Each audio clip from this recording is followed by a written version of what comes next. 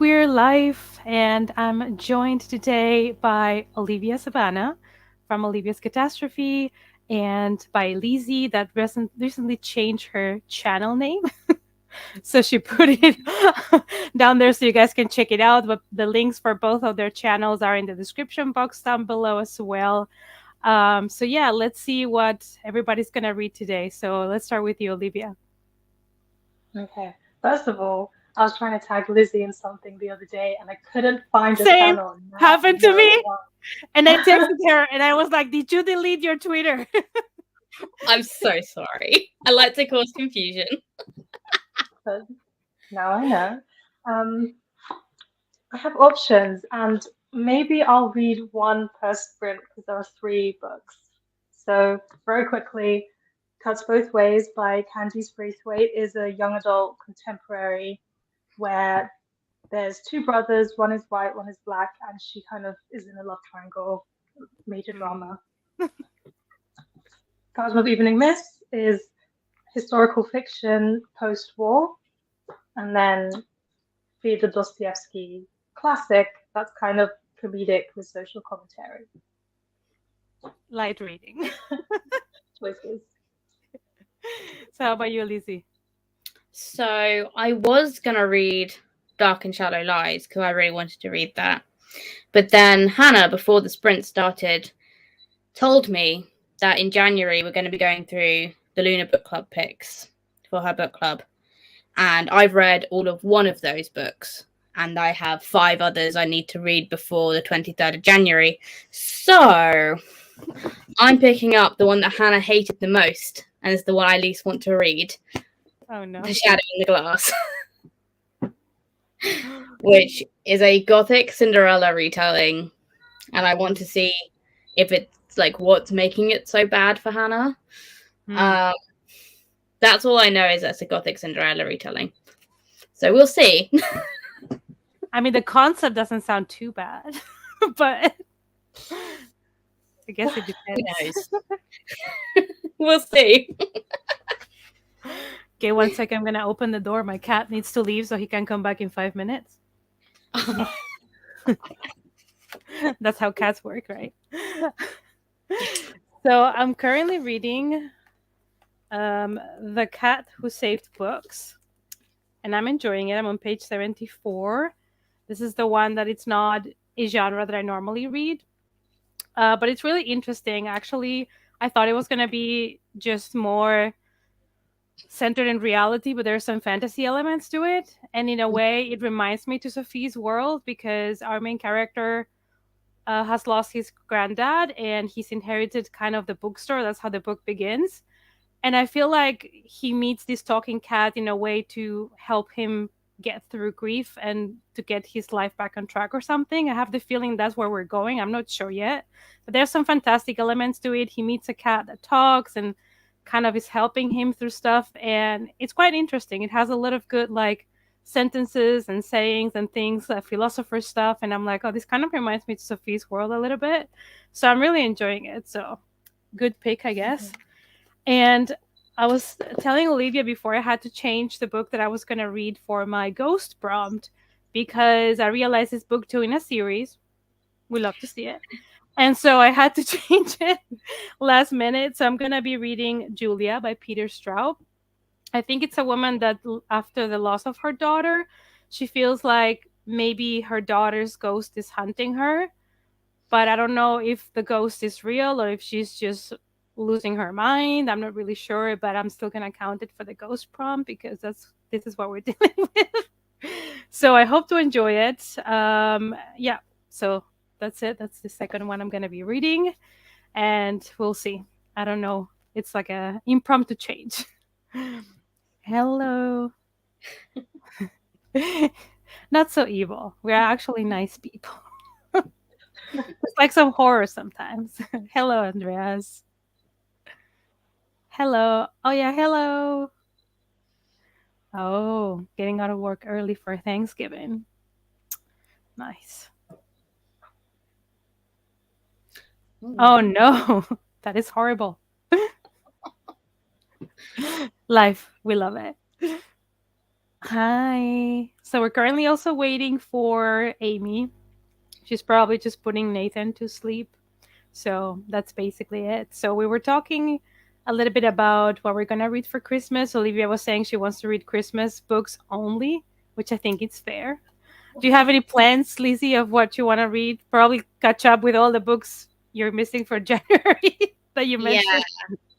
So I will be making a TBR video with the most unrealistic December TBR you've ever seen in your life. Because I'm taking part in a Christmas Evil readathon, which I found out about, which sounds awesome.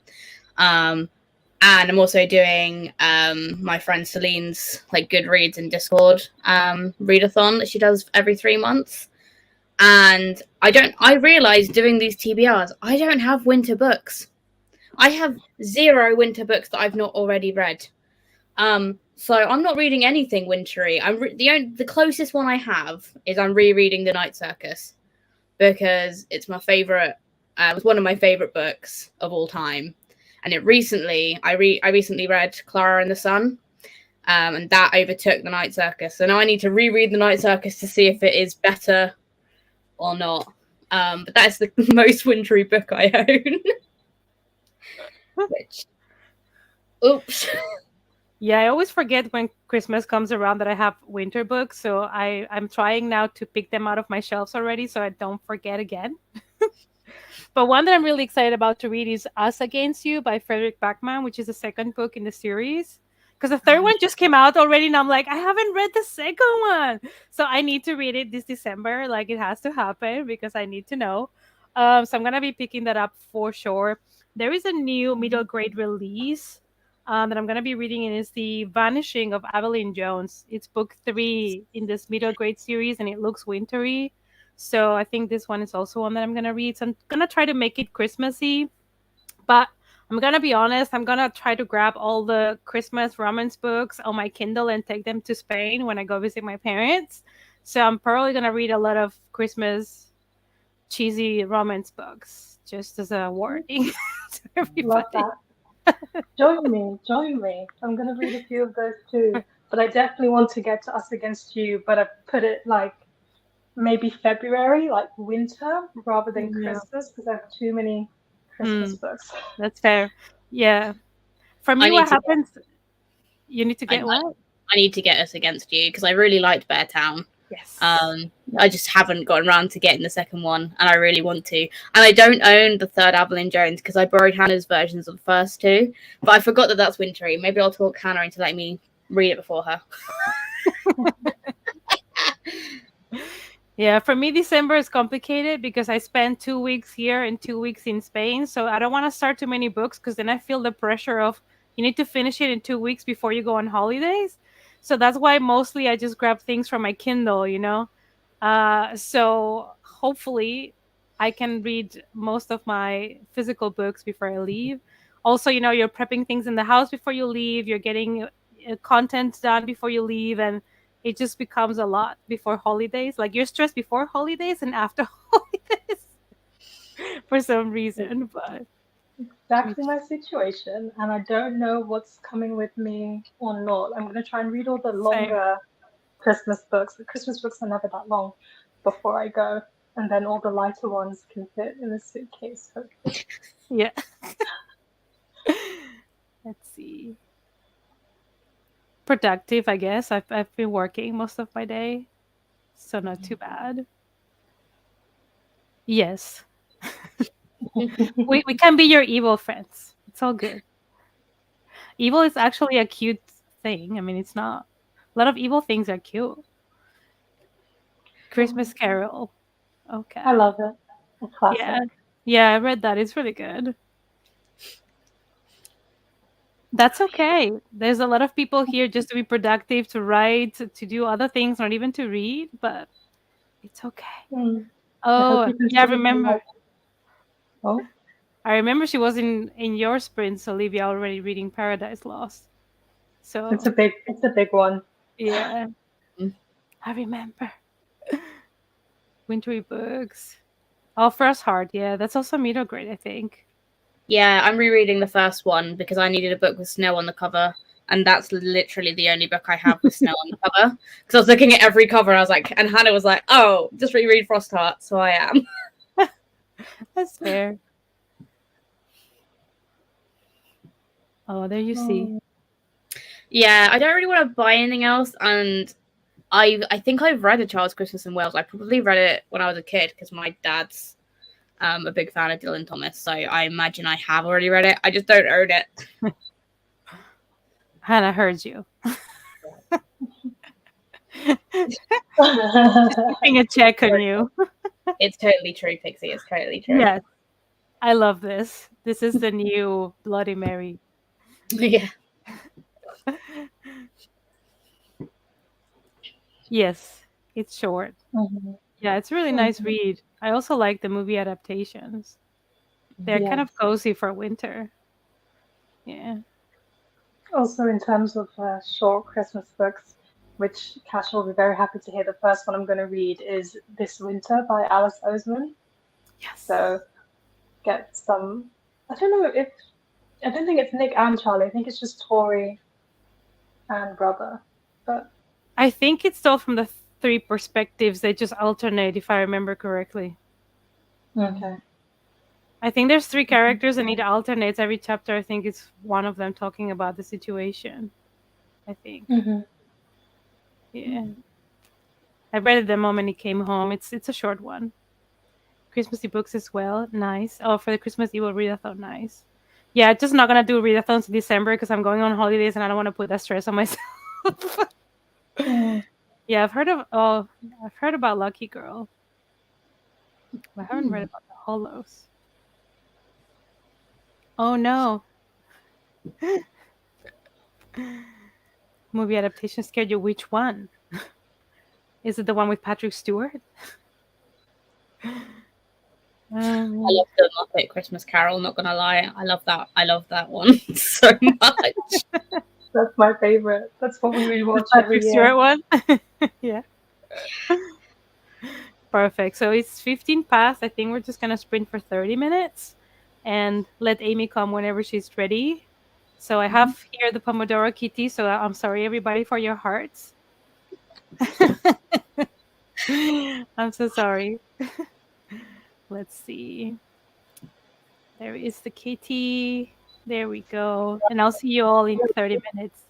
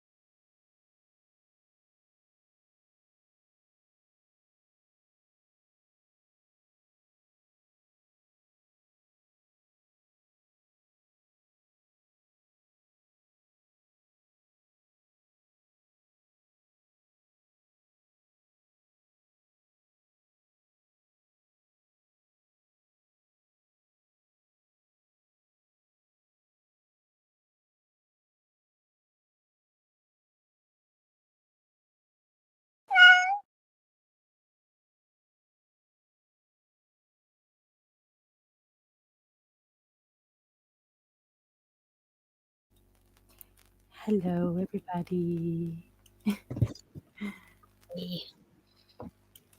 Hello. How did we all do with that sprint?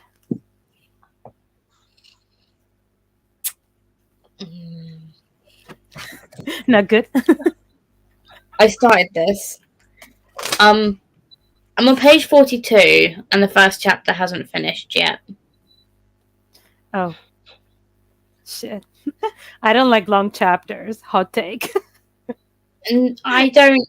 Okay, so the first chapter is 66 pages. Oh, no. That's a lot. I guess.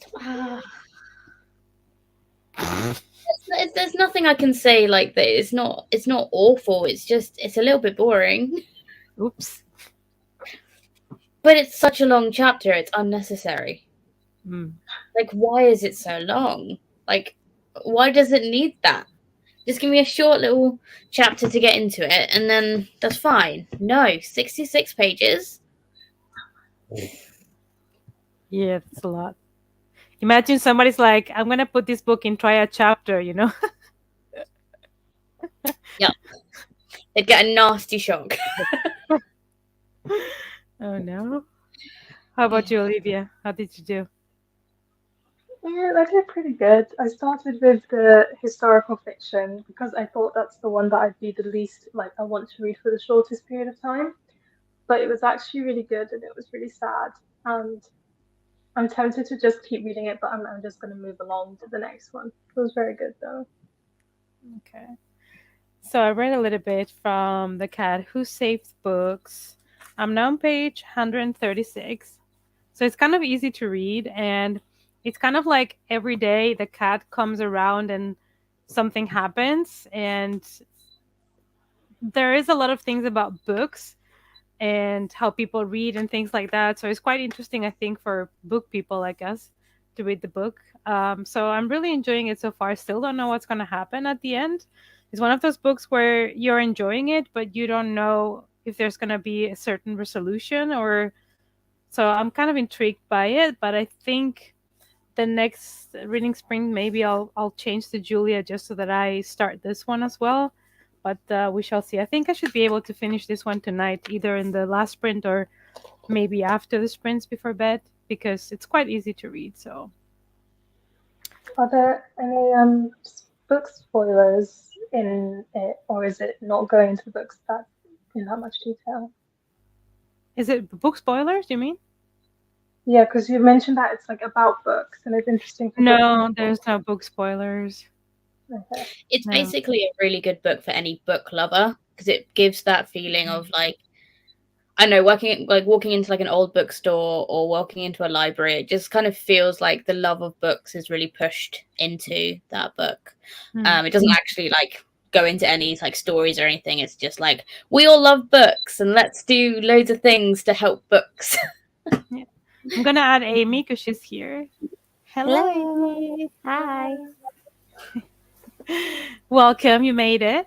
Thank you. Yeah, I snuck in during the sprint, so I did a little bit of writing while you were all reading. Great. Going back to the spoiling books, I remember Eight Perfect Murders.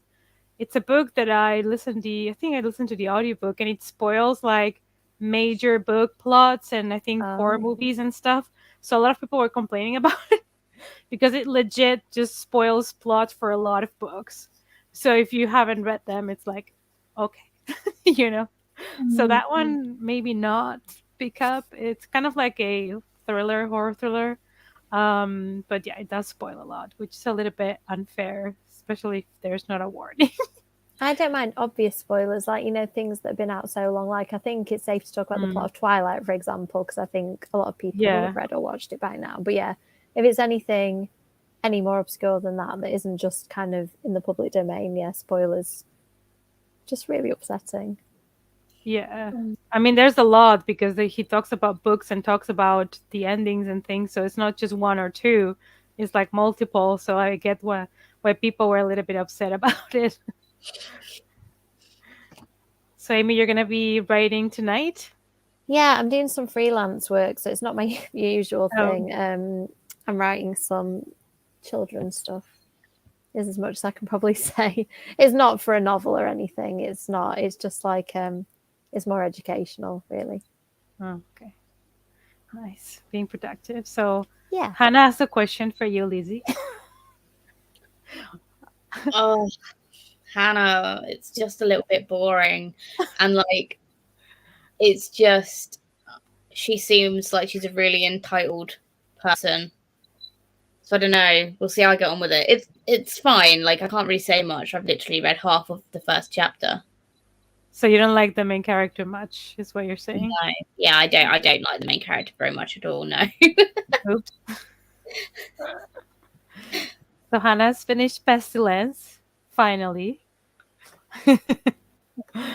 Finishing books. 20 pages below. Yes, you can finish it. Very well written, but you don't know what's going on. Those are sometimes the best books. When you're like halfway through and you still don't know what's going to happen or what to expect. It happened to me with the Luminous Dead. Like, I still didn't know where things were going to go or end. I was still confused about the resolution. It's not like one of those books that you can see it coming. So sometimes it can be something positive. Did you like The Luminous Dead? Because I just feel like Yes. your opinion has been long awaited on that. Yes. Yes, I That's did. good. I really enjoyed it. I was happy with the ending, which I was Mm. scared I was going to hate the ending. You know, when you're loving a book and the tension and the build up and things are happening and you're like, oh, I like it. I like it. And then you're a little bit scared to get to the end and then being really bad. But I was kind of happy with the ending. So I do recommend it. Tamar, to answer your question, it's 390 pages. My edition. No. But we all know he would have fitted there. So let's just. There was space for both. Boring is the nicest way to describe it. Oh boy. Oh boy. Hannah was not a fan of the book. No, she hated this book. Like, hated it. What book is it, Lizzie? What's that? The Shadow I haven't read Class. that. No, I haven't read it. It's a gothic Cinderella retelling. I think the reason Hannah hates it so much is because it's a gothic pick, and Hannah is the queen of gothic fiction. And it was a pick for her book club, and she was like, the first gothic prompt, and this is what I give everyone. Oh. I think she was just like, I gave everyone a gothic like recommendation, and it was this. So yeah, I'm just. I hope something happens in it that I'll like, but I don't have much hope, and I feel like I just need to get it over and done with. Oh no! So you're gonna keep reading so that we can know. Yeah, I'll keep going. I'll battle my way through it because Hannah did, so I'm gonna have to as well.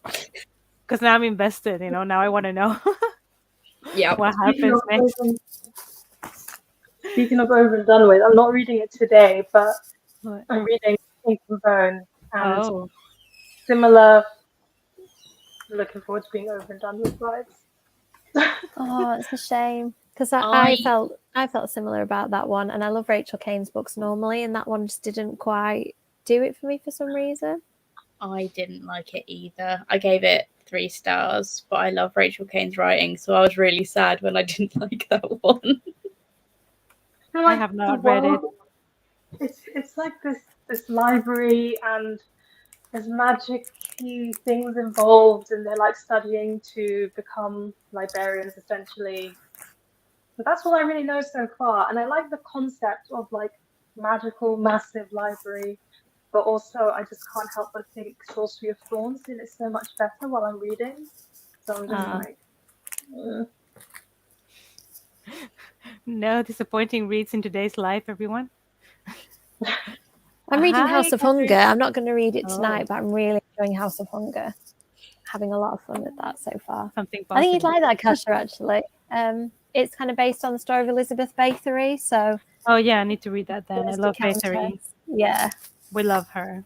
Yeah, it's good so I mean, far. not that and she was a good person, but I think like she the was. story. Probably not, but it's very atmospheric and kind of sexy sort of I don't know, like where it's like a terrible world, but also really appealing at the same time. Okay, I'm gonna add it to my. Yeah, have a look. Yes, it's added. Oh, hi, Catherine. Hi, Catherine. Broken Bones. Who is that by? I don't know it. Does anybody know? No, I don't know. So many books are mentioned on the lives, and I'm like, what is this? It's just so many books. Chapter of Paradise Lost. Very well. Oh no. That sounds heavy.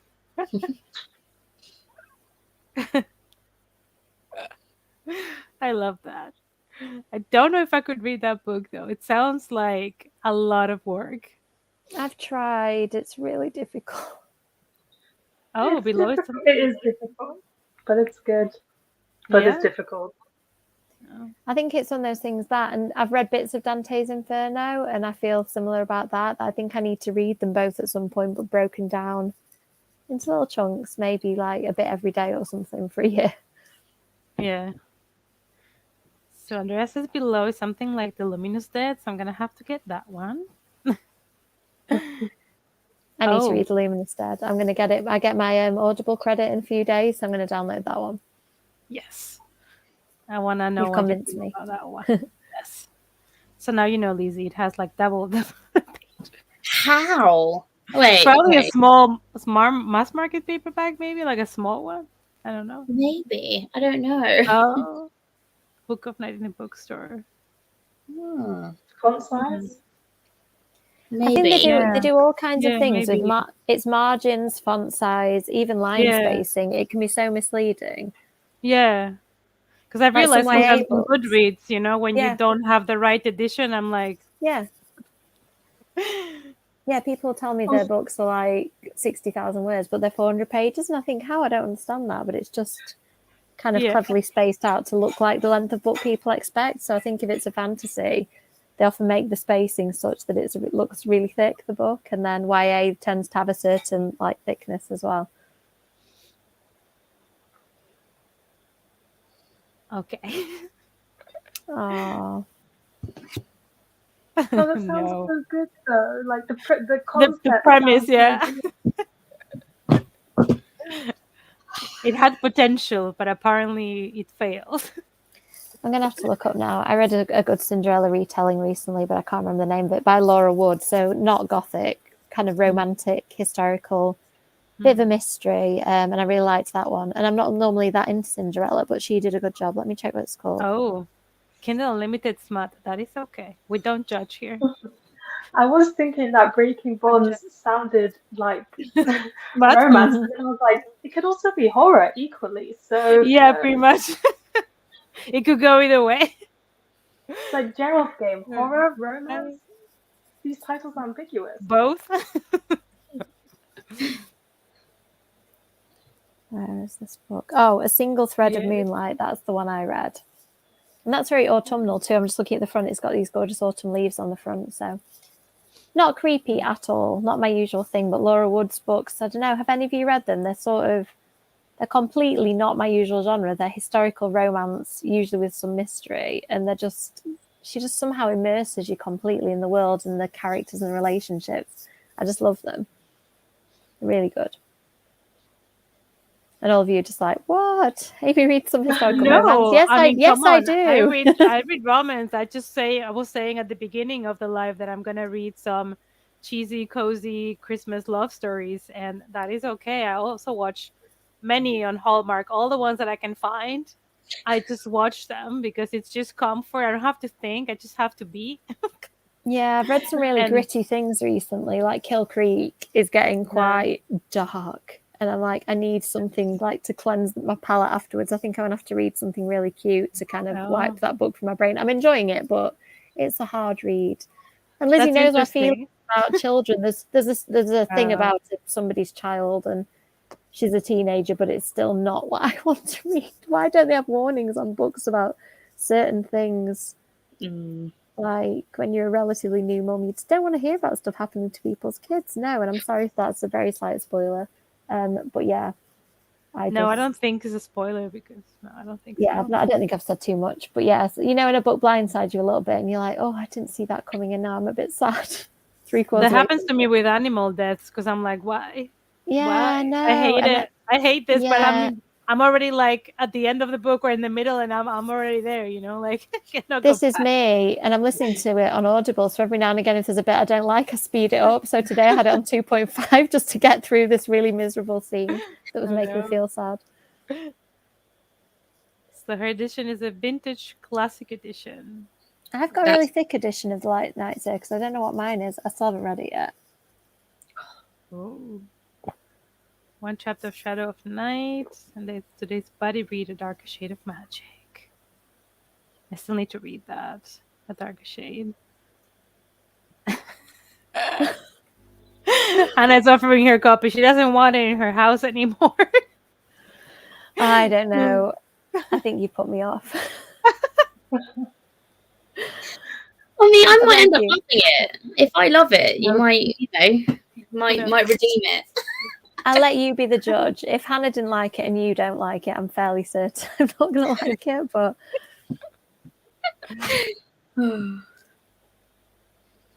oh, thanks. So I've lost track. Which one are you reading? The Night Circus. Oh, Night Circus. Do you know, I would love to, but I'm buddy reading so many things at the minute. I think I can't take on anymore. I'm buddy reading 2 things with another one lined up for next month, and I'm struggling to keep track as it is, like how many pages I'm supposed to be reading of each thing. And one of them I read a bit too far, and I'm ahead of everybody, and one I'm behind, so it's not good. Don't buddy read with me, anyone. I'm terrible. I get really busy and I just lose track, or I get excited. I go ahead. We have now Hannah's rant. Let's see.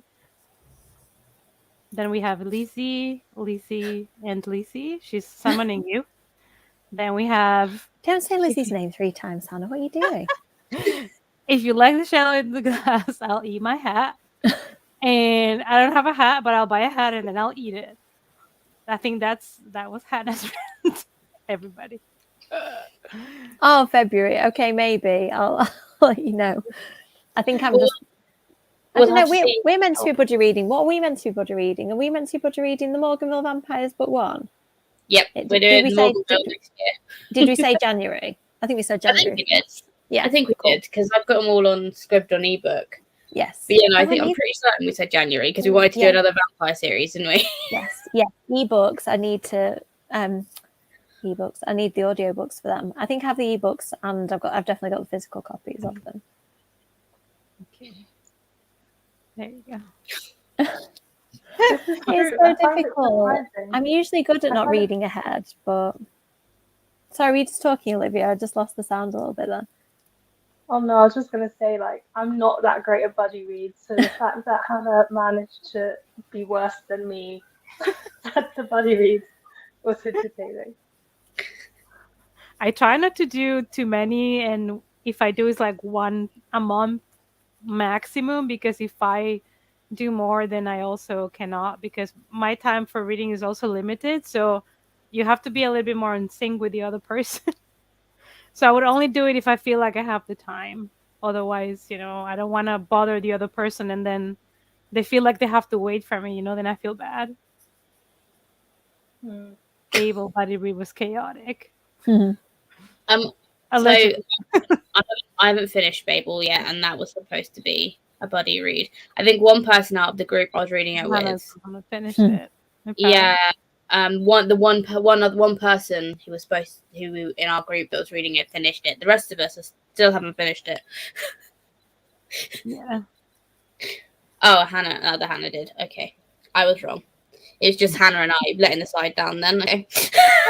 I don't know about Babel. I'm not sure it's my kind of thing. It seems a bit like dense information-wise and backstory-wise for me. Do you reckon I'd like it, Lizzie? It's really good. It is the least pretentious dark academia I've ever read. I'm not so far in. I'm 200 pages in. Just. I just really enjoy it because it's about like language, and it talks about Oxford, and I live really close to Oxford, so that kind of puts the enjoyment level up quite a lot.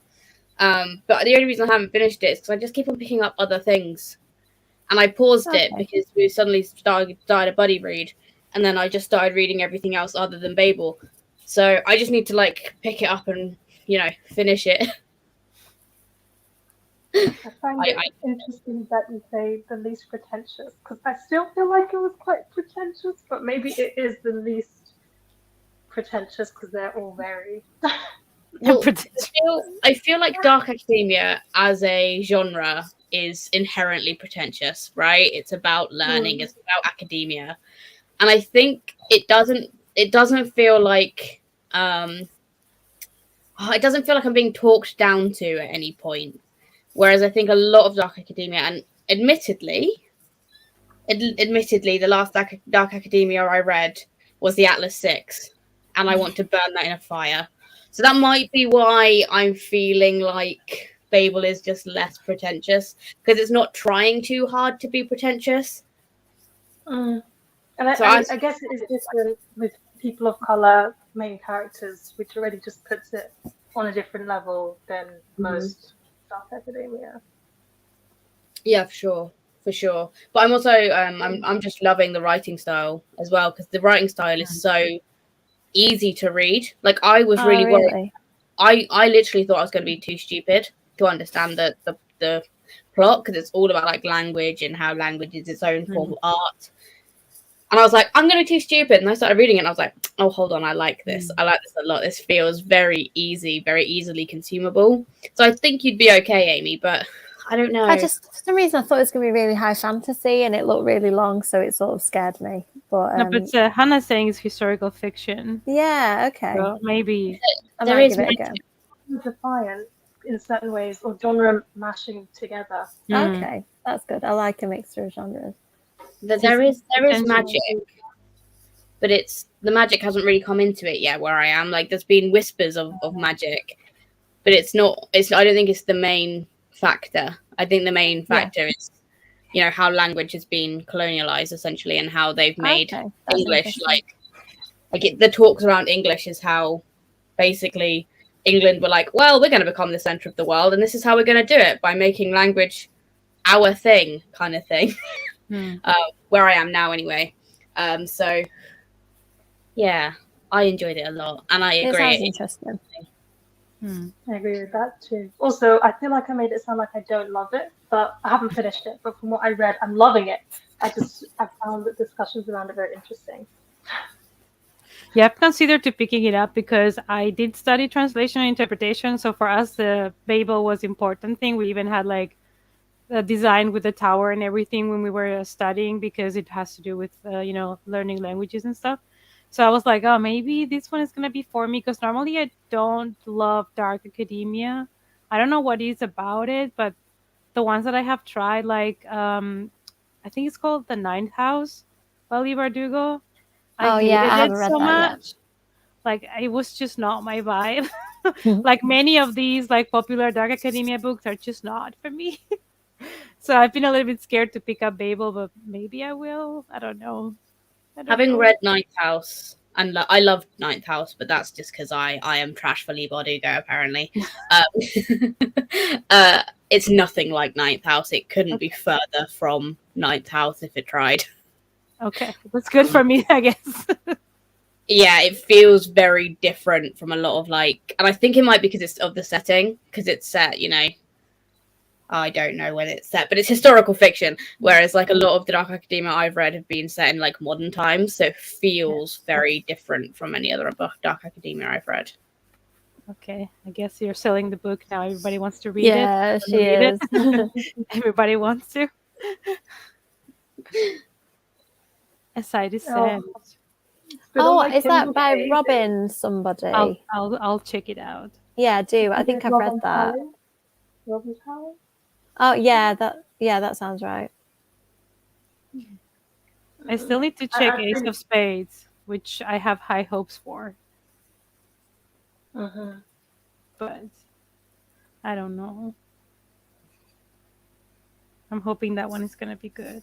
Okay. Or is everybody ready for another sprint? Yes. Yes. Well, yeah, and no, I've got to do some work, but yeah. Yeah. Okay. There is the kitty. All right, I'll see you guys in 45 minutes. Good Thank luck. you.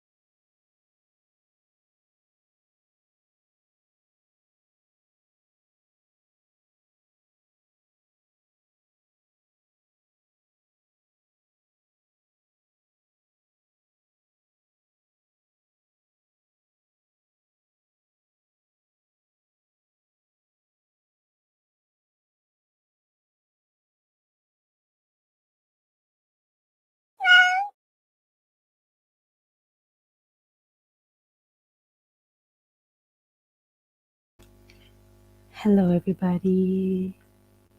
Welcome back. There's a living cat there. Yeah, making himself very comfortable. So cute. So how did you guys do in this sprint? How was it for you, Olivia? It was good. I'm enjoying my Dostoevsky. Was a bit like, didn't read as much because it's quite long, but it's still very good. How about you, Lizzie? Tell us the tea. I'm not at the end of chapter 2 yet, and I'm worried about how long chapter 2 is. This main character is the dumbest character in any book. Like, she keeps on making these, like, ridiculous decisions, and the entire time I'm like, but literally why? Like, why are you doing this? There's no logical reason for you to be doing this. And, like, there's just been this revelation that she's causing something. And I'm like, is that really a surprise to you? Like, are you sure that's a surprise? I know what's going to happen. I can see it coming from a mile off. And then Blue came and decided to make my life harder. I mean, in many horror movies, we all know that they're just making the wrong decisions for a purpose. Yeah. I guess. For sure. How about you, Amy? How's it going? Oh, I think she's muted. Yes. No. Yeah, I'm sorry. I'm still cooking away because I've just finished. It's one of those things that's quite technical and it has to be so many words. So I was just counting my final words. So I've got 2 texts to do and I've written both of them and I've checked one of them. So I've just got to check the other. So we're getting there. It's good so far. I think I should get them done tonight, hopefully. And then tomorrow night I'll just do a last check. And then I'm done. It's good. Just this extra work we bring on ourselves. I know you do this, Kasha, as well. Yes. I'll just take on some extra work on top of my actual work that I do. Actually, I was supposed to be now doing extra work, but they postponed it. So I have been given a TV show for Amazon. Oh, cool. It's a young adult fantasy drama series based on a German book. So the thing is, they sent me like first scripts and I started translating those so I would have an idea of the characters and stuff.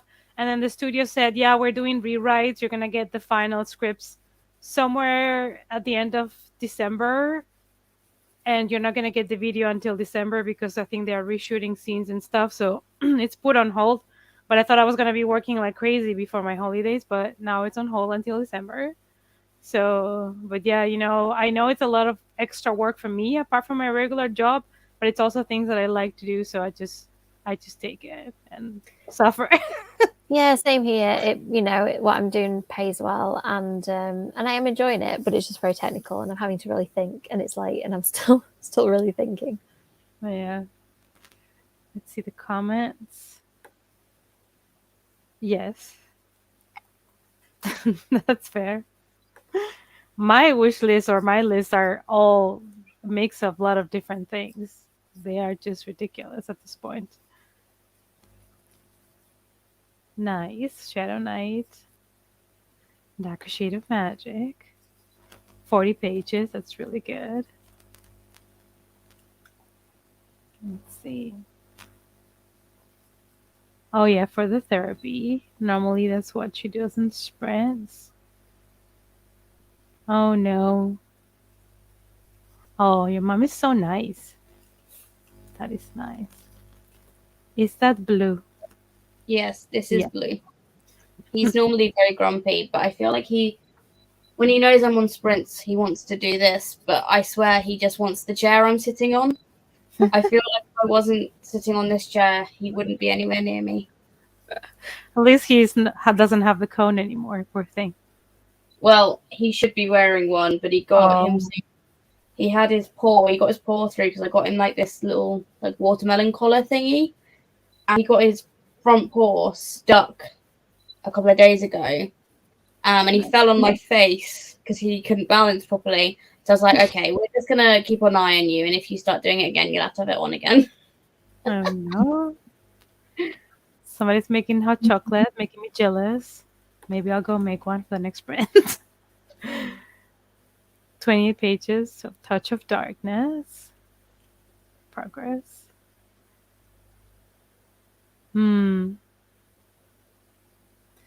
Yeah, it's really hard to write about trauma.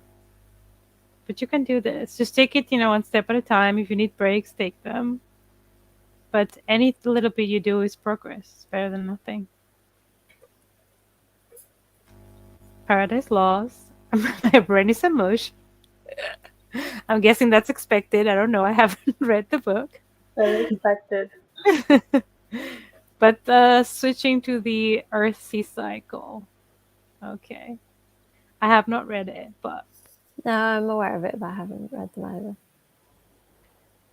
Therapy on Thursday. Yeah. Always the last-minute assignments. So I read a little bit of Julia by Peter Straub. I'm on page 40. So far, so good. It's interesting because it's an older book. I think it's from the 70s. But there is this woman that is kind of claiming her life back in a way. It's from 75. So this woman lost her daughter, and the daughter is basically the only thing that was really tying her to her husband. So after the daughter dies, a couple of days later, she buys a house for herself, and she's like, bye, see you later. And the sister of this man goes and be like, oh, everything going back to your husband. And she's like, no. I bought a house and this is what I have to do for myself. And I'm like, oh, that's nice for a book in the 70s. It's a woman that is like, I'm done. This relationship doesn't bring anything to me. And, we don't even have the daughter now in common. So bye, see you. So I was like, good for you. I was like, good for you. You bought a home. You're ready to move. But also she's, of course, carrying a lot of guilt because of her daughter's passing. And she sees another girl in the street and she thinks it's her daughter. And, it's all of these things that she's going through. So we'll see how it goes. I know it's supposed to be that she feels hunted by something. I don't know when that's going to kick in. But, so far, I'm enjoying it. So we'll see. We'll see. Let's see. Oh, boy.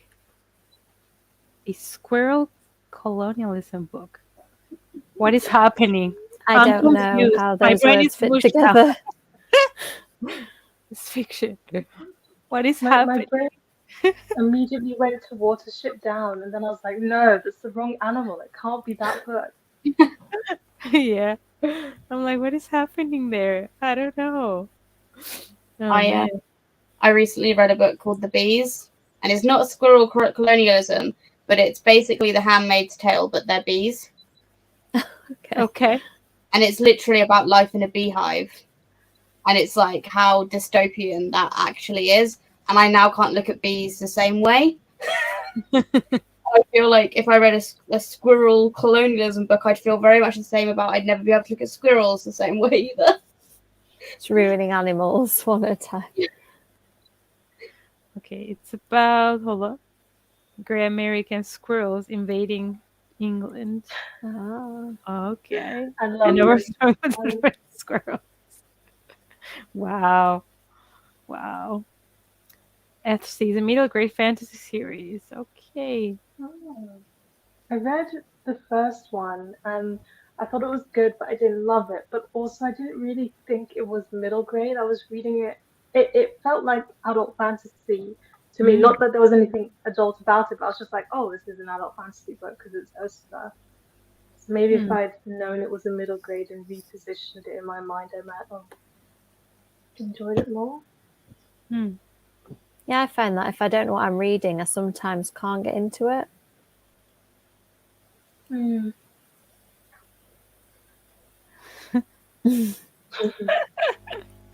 It's amazing, and it made me cry so much. Oh no. It was great though. It's a great book. I can 100% recommend it. But just so you know, you'll never be able to look at a bee ever again in the same way. I might have to consider it. Great book though. Okay. I'm moving into the middle grade. Yes. Oh, I have that on my shelf. I really want to read that. Yeah, I don't have that one. It looks I'm very cute. trying. I'm trying to buy middle grades that are just like spookies or thrillers and stuff, because otherwise I'm not gonna have space on my shelves for every middle grade. There's so many good fantasies out there. I really need to check if the libraries that I have close here have any English titles, because maybe I could get stuff from there. So I don't have to purchase it, because then I just don't have space on my shelves for everything. But I will have to check. I'll have to check because I don't live in a city. I live in a small town, so I don't know what's the situation on the English titles, to be honest. So I'll have to check because I could make use of a library, to be honest. So we were talking before, Amy, about what we're gonna read in Christmas. Do you know what you're gonna read? Do you try to read a lot of Christmas themed books? Yeah, I tend to try and read some seasonal ones, although I'm also hastily trying to read books that I promised myself I'd read this year and haven't read yet. So there are a few of those. I really wanted to read Bloody Fool for Love, the Spike prequel. It's been on my TBR pile since it came out, and I've just not got to it. I just got sent a copy of Game Over Girl by Naomi Gibson, and I really loved her first book, which is a YA thriller. And I think that comes out in January, so I want to read that before January. And I also want to read some like seasonal ones. So I'm going to read The Haunting Season because I think that's meant to be like ghostly stories for winter nights. I probably want to read some cute ones like maybe My True Love Gave to Me, another short story anthology, which is like Christmas and festive romance YA, I think. So yeah, I think I'll read a few cute things. There's also some, that Red Eye horror series I've been trying to read quite a lot of. There's some wintry ones in there. So there's Whiteout, which I have read, but there's one called Fur that I think is wintry as well. So I'll probably try and read that, I think. Have you already said what you're all planning to read over this? A little bit. Yeah. I mean, I have a couple that are wintry that I'm going to try to read like physical form before I go on holidays. And then probably I'll just use my Kindle and just grab all the cozy, cheesy love stories that I can find. Or those kind of, there's also these cozy mysteries. Sometimes they have cats on the cover and things. And they're just like thrillers, but really just really cozy. Nothing too, like, don't get high expectations for twists and stuff and plot turns.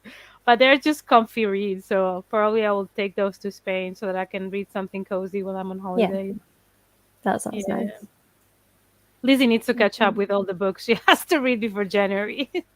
Yeah, Hannah dropped on me that we're doing a live show for her book club, and I've read all of one of those picks, so I've got another 5 that I need to read before the 23rd of January, and they're all about 500 pages long, apart from this one, which I'm glad about, but I'm starting with this one because it's the one I think I'm going to like the least, and I want to get out of the way.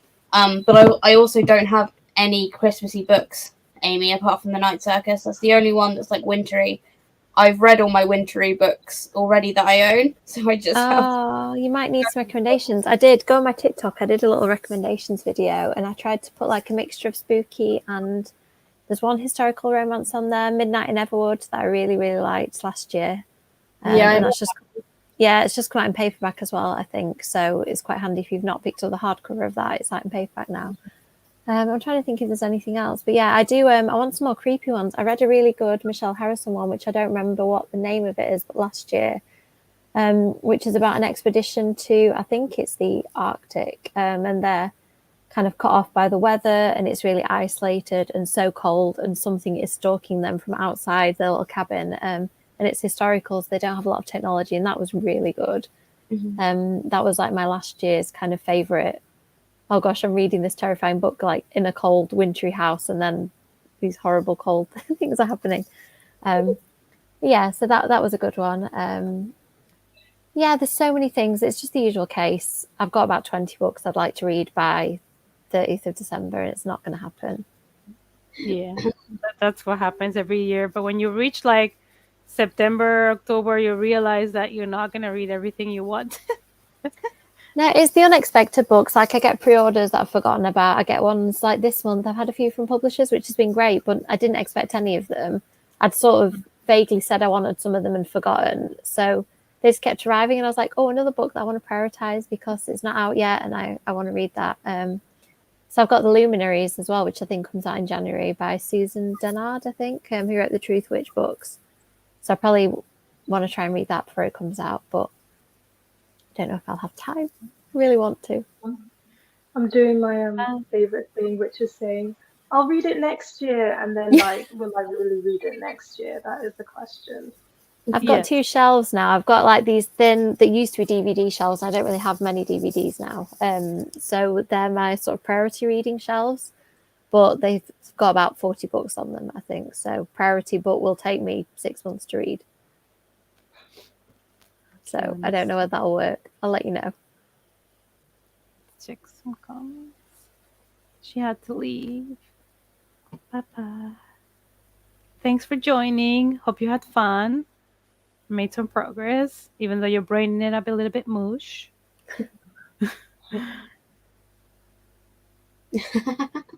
Yeah. Yeah, I read it. Yeah.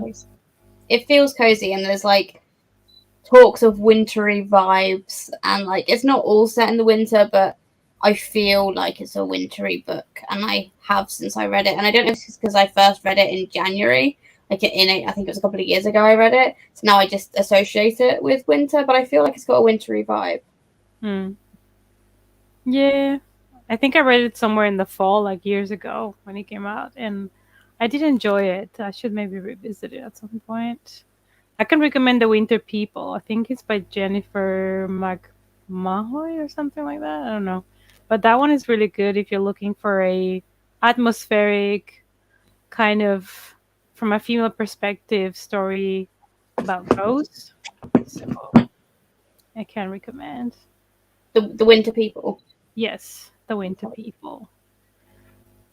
Yeah, I agree. It's really nice this time of year. It's very sort of wintry, cozy, romantic kind of fairy tale feel, but also it's got that dark edge, like a dark fairy tale, sort of darkness underneath the glittery surface, which I like. I also read a Christmas book last year called Secret Santa. And it's supposed to be a little bit funny as well. I enjoy it, but I know it's not for everybody, but it's also short. So is that the one that's set in an office and it's like about the office Secret Santa thing? Yeah, I think I've got that on my Kindle, but I haven't read it yet. Yeah. Good progress. That means it's a good book. It's like a lot of movies sometimes end abruptly, and that annoys my boyfriend so much, and I just love it because I'm like, you don't have to put like a specific ending all the time. Sometimes in movies, you know what's going to happen, but they just don't go there. They just leave it before, like. And if the movie is done well and I've enjoyed the whole process, I'm happy with an ending that it's either not what you expect or it's a little bit open. So I do enjoy it, but I get why a lot of people are pissed.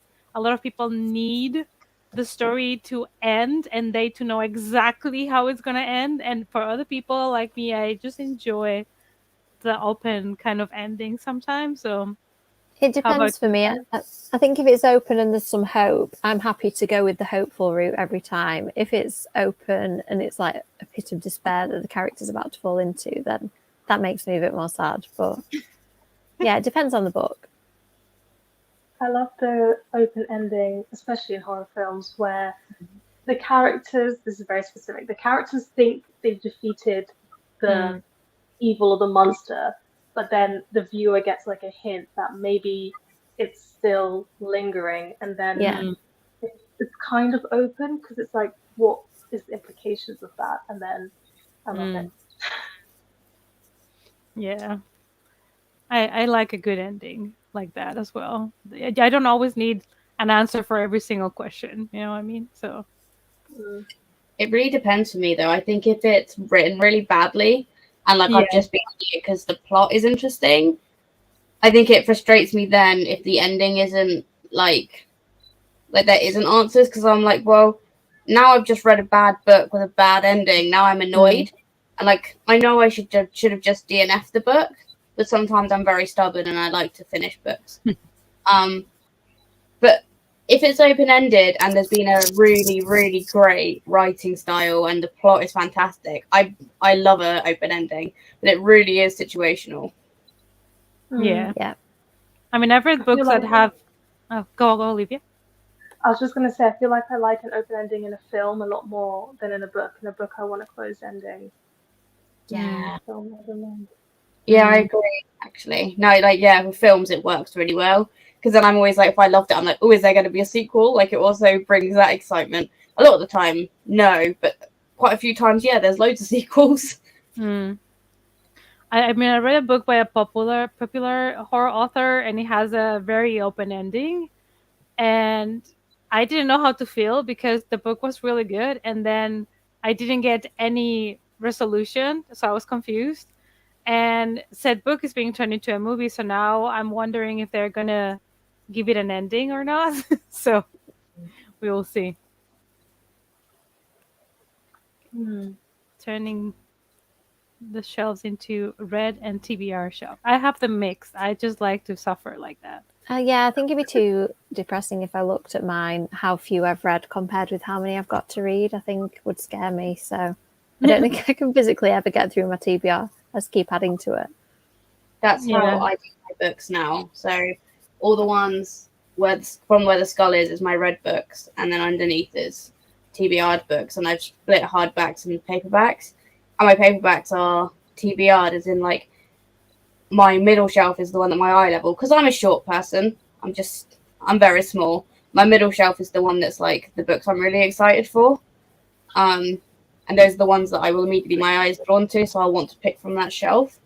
And it works really well for me because for ages I didn't know how I wanted to have my books, and having them split, it makes it 10 times easier for me because I can just be like, oh yeah, I haven't read these ones. Yeah. Hmm. I have mine split as well. And right now it's rather intimidating because my mum was just here. So she took all of my read books home to the Netherlands. So now I've only got unread books in my room. So it's a bit intimidating. But when there's a bit more balance, it's nice. Now Oh, it's that's a challenge. that'd be so stressful. Oh my god, I didn't think I could deal with that. I'd be like, oh my god, I need to read everything now.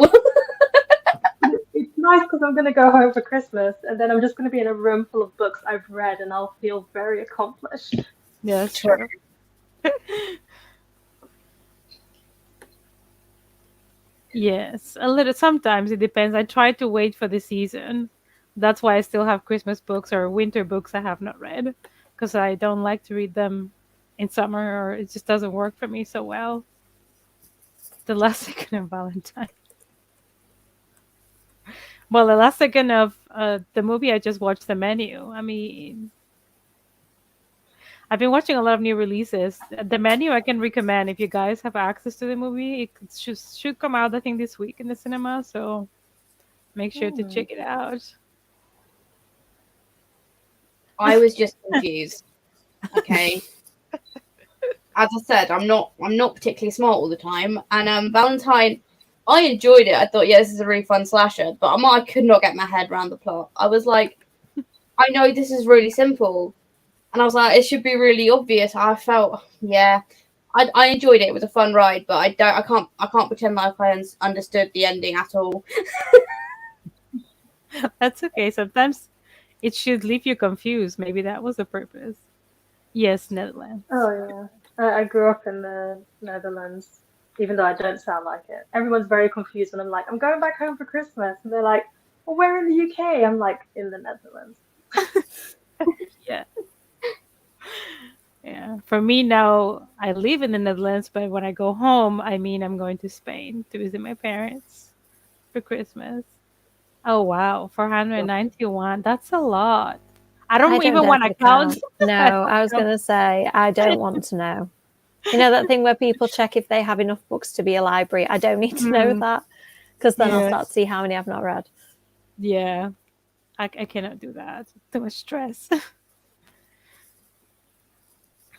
Oh, Ugh. There are some very good Batman storylines. yes. That Batman. sounds amazing, though. I'm not gonna lie. I'm gonna have to like figure out which comic that is because that sounds amazing. I'm guessing it's one of a comic, but that sounds awesome. Yes. Like birds' eggs that cause evil. I'm like that. That sounds amazing. I need to read that. You should just go and read all the Batman comics, Lizzie. Yes. That's a mission though, Olivia. You know, there's too many. It's like I won't ever read a lot of the Marvel stuff either because there's so many to catch up on. So I'm like much. 10 years trying to catch up. And the money if you have to buy it. Let me see. So she has 400 books in January, so things might have changed. I don't think probably I gotten want worse. They probably for Hannah, they've probably gotten worse. to. That's fair. Oh.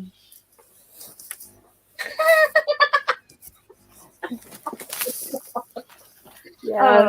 I had a friend recently discover the Netherlands was not part of Scandinavia. I was like, you've been friends for like 3 years, but that's okay. That's harsh.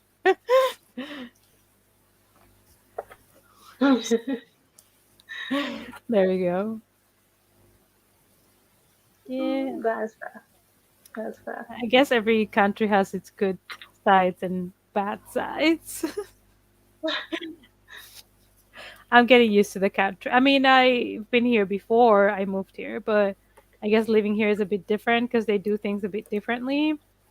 Plus, I'm a freelancer now, so I have to do my own taxes, which is great when you cannot do them in English. Like their system is only made in Dutch. So you can call and ask for help in English, and then they will put you through the longest queue because not a lot of people speak English in their support team. But if you go to the website to do your taxes, everything is only in Dutch. Where I'm like, if they send you letters, everything is just in Dutch. So I wonder how a lot of the foreign people manage. My parents love Google Translate. They love Yeah. it. Yeah, that's how I survive sometimes, or I have to ask somebody. I try to do them myself, but it's they could do it a bit more user friendly and offer English. And it's like when it's language you don't use, like even if you're learning Dutch, you're not going to learn tax Yeah, language. exactly. Or So, contracts, like things like that is like what the hell? Like, it's a different language.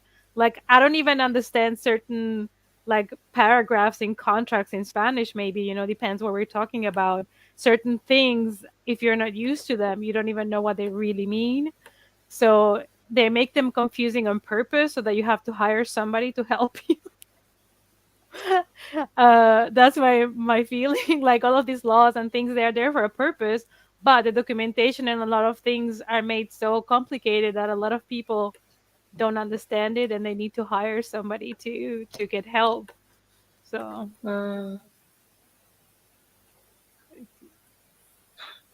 yes. yeah. Exactly. That's why I feel like anywhere I go, people are okay speaking English with me. Or I try to say a couple of sentences in Dutch, and then if they ask me something I don't know how to say in Dutch, I'll have to reply in English. And most people just bounce in back in English and no problem. But all the letters you get, all the documentation, form, everything is just in Dutch. So I mean, there's benefits. My mom brought back chocolate letters, oh which are yeah. a thing this time of the year. So I'm happy with that. Skipping the rest of the Sinterklaas celebration. Yes, exactly. It's a big thing here this year. I haven't really heard the whole story. I only know bits and pieces, but I'm like, I don't know if I want to know everything. But I've There is never celebrated it anyway, so like, it's not something that I know. for context, I don't know how much you guys know, but that in the Netherlands they celebrate Saint Nicholas on the 5th of December, and there's some like racism debate about the ways in which certain people dress up and celebrate. There's a lot of blackface. Oh, I think they did parades, if I'm not wrong, or something, and then people, like white people, would paint their faces and go like that on the parade or something like that.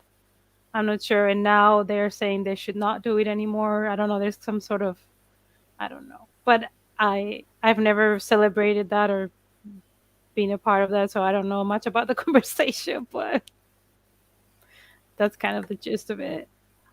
I guess maybe I should investigate what happened. Because now that I live here, maybe people celebrate. We don't celebrate it here. My boyfriend does, and I don't. Like, we haven't done anything. But I think in Germany they have Saint Nicholas, but they don't do anything. They just put chocolate on the kids, like on the door, I think, of the room or something. At work, they will give us like little chocolates as well, and that's all. But I don't think they do anything much than that in Germany. Always here for chocolates. Yes, I will always accept them. Yeah. So it was a mess. Okay. I just got my toddler his first chocolate advent calendar because he was only really little last year. So that's going to be exciting, telling him that he gets to eat chocolate every single day, and not just every day, but when he wakes up in the morning, he can eat a chocolate. It's going to ruin him, isn't it? That in January he'll be like, "Where's the daily chocolate breakfast, please?" Yes. In January, it's gonna be like, "Where's the one for January? I need one every month." I know. I got him a lint one too that has all like a different lint thing a day, like a chocolate bunny one day and a chocolate teddy another day and stuff. So yeah, I'm waiting for tantrums on the 1st of January, I'm sure. Well, you can get all the ones for cheap from the supermarket. That's true. So maybe just like go in and like get like bulk buy, and then just be like, there you go. Keep it as a behaviour management tool forever. Yeah, that's a good idea actually. Yeah. I would like to have. I've seen it on Instagram, and I think it's also on TikTok. These people that do like an advent calendar, but it's all books. And they are all wrapped and they don't know which one it is. And I'm like, I should do that for next year. I should maybe allow my boyfriend to purchase books from my wish list or something without telling me which ones he's getting. And by the end of the year, then wrap them up and put like all the ones for December, and every day open one. So that's, not buy them all at the same time might be expensive, but like if you collect them throughout the year, then there's a pleasant surprise. You could go to the works or something, couldn't you, as well, and like, go for the £1 books or something. Yeah. I get the tea advent calendar, but I always wait until like the 10th of December, and then it's like half price. That's a good idea. Yeah, I used to do that in Germany as well. Sometimes I would just wait a couple of days and then they start to put everything on sale because they want to get rid of it. So many booktubers. The Netherlands. Yeah. But the Netherlands is kind of small compared to other countries. So I have the feeling here everybody knows everybody. But yeah. Okay, is everybody ready for the last 45 minutes, friends? Yeah, I may disappear because we're getting to that time where Nathan might wake up. So if I vanish, you know where I've gone, but I'll try and be back by the end. Okay. Let's go. I'm going to put the 45 minutes. Good luck, everybody. I'll see you in 45.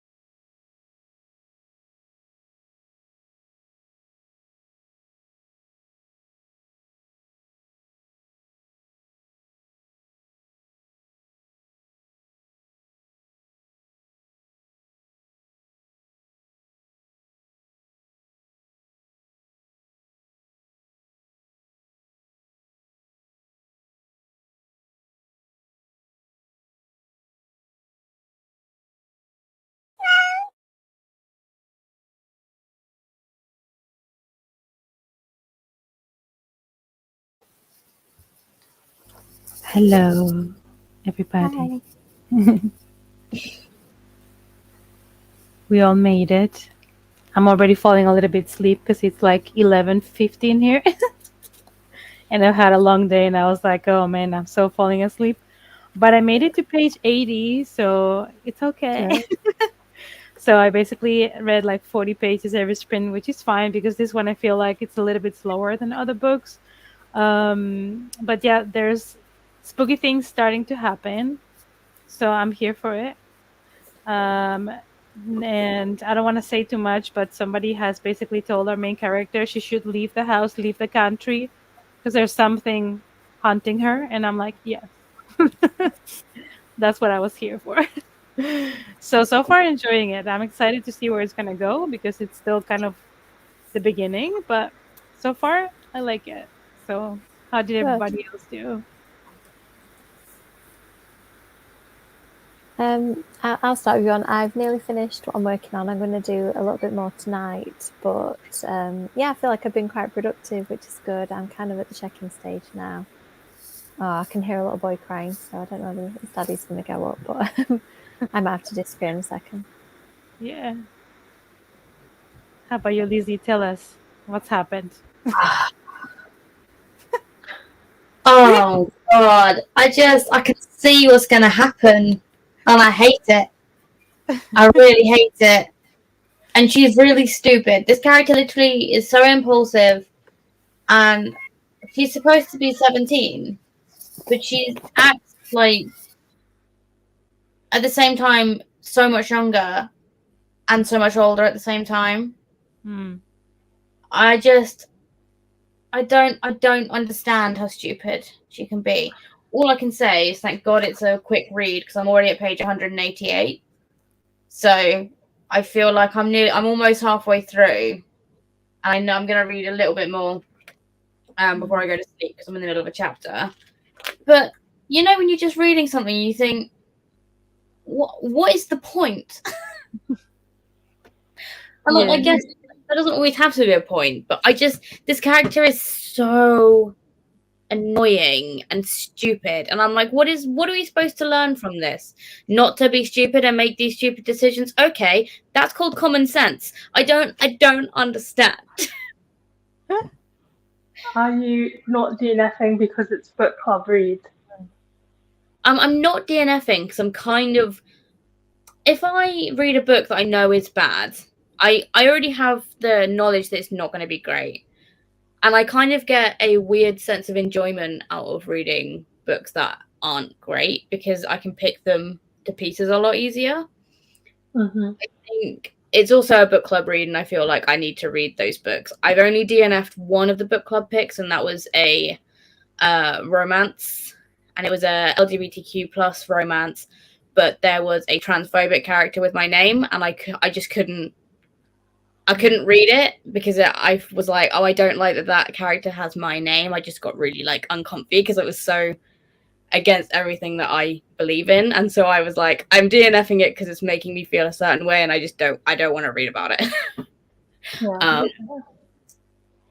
We'll see though, because I'm enjoying how terrible this story is. Like it's almost so bad it's good, kind of thing. Yeah, we all have those books. Yeah.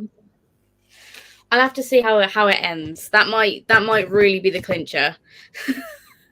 Imagine if you get to the end, you're like, the book has redeemed itself. Oh, that won't happen. I've been told by multiple people who have read this book that the ending is the worst part. So I'm like, yeah. Great. You have something to look forward to. Yeah, let's see what she does that's so bad by the end of this book. Like, I can already see what's going to happen, but let's see until it's like in black and white on the paper. Like, let's see. But it's a retelling of Cinderella, so is it a lot like Cinderella or is it completely different? It's completely different. She's a housemaid in a big house. That's basically where, and her name is Eleanor, and she gets called Ella. That is as close to Cinderella as you can get, really. And she was kind of like a lady's ward. Then that lady died, so she's no longer a lady, and she's been delegated to being a servant. So it's got Cinderella nods, but I feel like it's kind of like, yeah, we're gonna say it's Cinderella retelling because of these reasons. And it is mixed with Dr. Faustus, but only so far in the fact that she reads Dr. Faustus, and things from that story are also in this. And that's why I'm surprised that she's always really shocked that the things she's doing is happening. Because I'm like, well, you read the play, no? Like, you know what the plot is to this. So why are you confused that this is happening to you? Like, I don't understand. Oh no. So, how about you, Olivia? How did you do in your last sprint? I did pretty well. I feel like I'm reading some good books. I matched you. I'm at page 80 in the young adult one, and it's less dramatic than I thought. Like, it's not a love triangle, really. They both fancy her, but she has a clear preference. So it's not going to give me as much drama as I thought it would, but I think it's handling a brief storyline, black main character, lots of things that I tend to like. For me, love triangles are hit or miss. It depends, kind of. Sometimes I enjoy them. Sometimes I'm like, oh, why? Why? I went through a period where I was like, I love a good love triangle. Then I think they became popular and people just put them without there being like a valid reason or like or a very clear choice. And now that they've been like overdone, a few people are returning to love triangles, but the reasons are valid. It's kind of like how I feel like now fake dating, which is one of my favorite tropes, I'm not into it as much because everybody's fake dating for like no reason, and I'm just like, why? So reasons matter a lot. Yeah.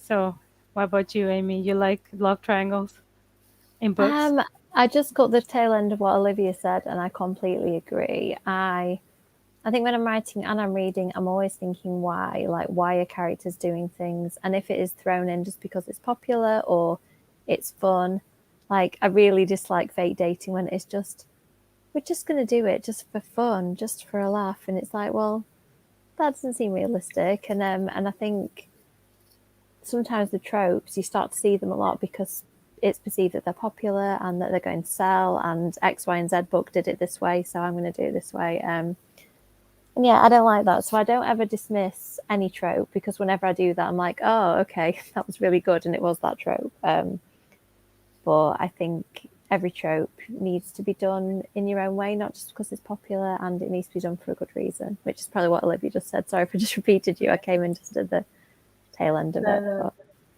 You put it very, very clearly. Better than I was saying it, really. It is late, and little boy was just screaming the place down, and his bedroom's right next to our neighbour's room, so I thought I better go and just calm him down before he wakes like the whole neighbourhood. Let's check the last comment before we wrap it up. Wow, nice. That's really good for tonight. That's really good. That's quite a short book too, so that's probably practically the whole book. I think Rainbow Grey is quite good because it's some illustrations in it. I definitely think for a middle grade, it's like very young middle grade. Like, I really enjoyed it, but it definitely wasn't like, I wasn't the target audience, but like it's a really like quick, nice read. I think a lot of younger middle grade kids would really enjoy it. Yeah, because it's the Amelia Fang author, isn't it? But slightly older. Because I've read a few Amelia Fang ones, and I thought they're really cute. And I got Rainbow Grey because I enjoy the author's illustration style and her writing, but I haven't picked that one up yet. Let's see. 9:30 tomorrow. Well, I'm used to waking up at 6:30 every day, so it's painful. But we get there. We gotta do what we gotta do. So before I fall asleep, I'll wrap it up.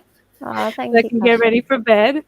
Thanks for everybody that came to the chat. Thanks to the lovely ladies that joined me tonight, so I wouldn't be here alone reading by myself. All the links to their channels are in the description down below, so make sure to follow them as well. And the last reading sprint for the Evil-a-thon will be next week, Wednesday, and we will wrap it up. Hope everybody's doing progress with that. You can just join me here. It doesn't matter if you're participating or not. It's just productivity, writing, I don't know, doing laundry, whatever you have to do, you do you.